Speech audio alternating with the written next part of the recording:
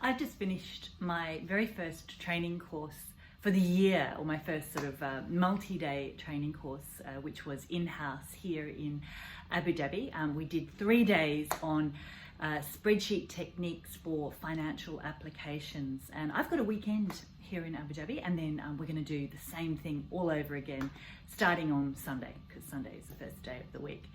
So it was a pretty dry kind of topic. You know, we were just talking about Excel, so it was just about Excel and finance and all of that, and you know, everybody's working really hard, and today we got into the topic of errors and reducing, or ways to reduce errors in your calculations. And my goodness, I've never seen a group of people get suddenly so engaged when you start talking about the sort of mistakes that people can make.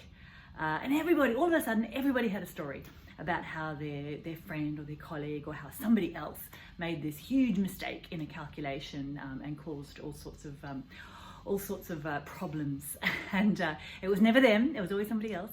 And I don't know what it is about errors or mistakes in spreadsheets that really captures the imagination, because we know just how terrifying it can be, that possibility that there could be a mistake in your report or your spreadsheet. I think everybody who has a healthy respect for Excel knows just how terrifying that can be, and that's why it's so important to spend, or to make sure that you put aside enough time to check your calculations and to always put error checks in as much as you possibly can.